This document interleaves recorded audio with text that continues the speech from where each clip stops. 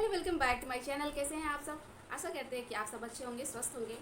इन दिनों आजकल बहुत ही चर्चा में है आई फ्लू, जो कि बहुत जगहों में भारत के उन हर राज्यों में देखने को मिल रहा है और हर रोज़ 100 से ज़्यादा केसेस आ रहे हैं इसके।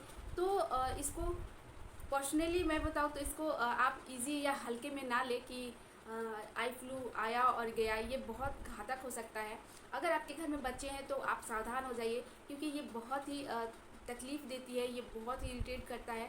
तो आपके घर में बच्चे हैं या बड़े हैं, ये किसी को भी हो सकता है, लेकिन जब बात बच्चों की आती है तो हमें केयर करने की ज़्यादा आवश्यकता होती है।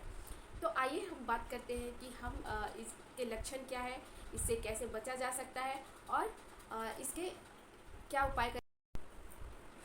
तो अगर आपके बच्चे को आँख के कॉर्नर साइड में पिंक है, या फिर वो बार बार आँख को हाथों से टच कर रहा है, या फिर वो लाइट को देखकर अचानक से इरिटेट हो रहा है, या फिर स्पेशली जब देखेंगे कि जब वो सो कर उठता है तो उसका आँख बहुत ज़्यादा स्टिकी है, या दोनों पलके वो आपस में सट जाते हैं, तो और आँखों के नीचे ये सब सूज जाता है, रेड हो जाता है, और आँख का जो लेड है वो बहुत रेड हो जाता है या पिंक हो जाता है।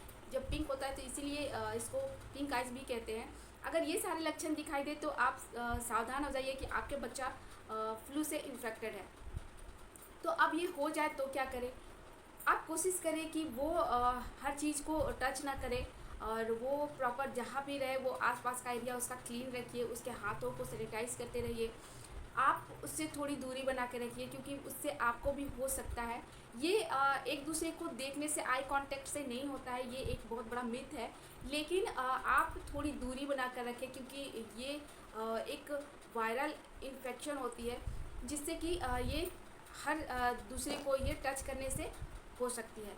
तो आप कोशिश करें कि उससे दूरी बना के रखें। और ये होता क्यों है, इस बारे में बात कर लेते हैं। ये नॉर्मली ये 3 तरह से होती है। एक तो होती है कि ये वायरल इन्फेक्शन होता है, अगर और दूसरा है कि ये इन्फेक्शन के थ्रू भी होता है। अगर आप को कुछ, अगर आपके आँख में सडनली कुछ पड़ जाता है, या फिर कुछ इरिटेशन होती है और आप उसको बार बार टच करते हैं या आप उसको मलते हैं, तो इस तरह से आपका आँख इन्फेक्टेड हो जाता है और आई फ्लू होने का खतरा ज़्यादा बढ़ जाता है। और तीसरी होती है कि ये एक एलर्जिक भी होती है, कि किसी चीज़ से एलर्जी होने के बाद भी ये आपको आई फ्लू या पिंक आइज हो सकता है। तो आप कोशिश कीजिए कि अगर आपको हो जाए, अगर आप बड़े हैं, तो आप ब्लैक चश्मा आप पहन कर रखिए, ताकि आप दूसरों को ना हो, आप से दूरी बना कर रखें। और जितनी जल्दी हो सके आप डॉक्टर से मिलें, क्योंकि ये नॉर्मली 6 से 7 दिनों में ठीक हो जाती है, लेकिन ये 6 से 7 दिनों बहुत तकलीफ़ देती है, क्योंकि इसमें इरिटेशन होती है, आँखों में गड़ना या चुभना, बोलिए चुभन जैसी बहुत होती है। तो ये सारी चीज़ें बच्चे को झेलना या उनको ये सब चीज़ फेस करना बहुत मुश्किल वाली हो सकती है। तो मैं ये रिकमेंड बिल्कुल नहीं करूँगी कि आप होम रेमेडीज़ यूज़ कीजिए, क्योंकि होम रेमेडीज़ बहुत सारे मिल जाएंगे आपको यूट्यूब पे। लेकिन आपको होम रेमेडीज़ स्पेशली आँखों के लिए तो बिल्कुल नहीं करना चाहिए, क्योंकि ये बहुत ही सेंसिटिव एरिया होती है। तो ये वीडियो मेरा छोटा सा था, आपको अवेयर कराने के लिए कि इन दिनों वायरल इन्फेक्शन फ्लू को लेकर बहुत ज़्यादा हो रही है।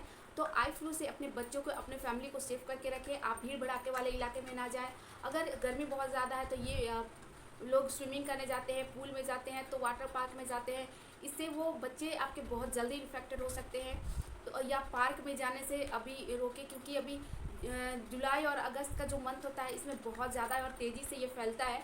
तो अपने बच्चे को सेफली, अपने नीट एंड क्लीन रखिए और सेफ रखिए अभी बच्चों को, और घर में रहें।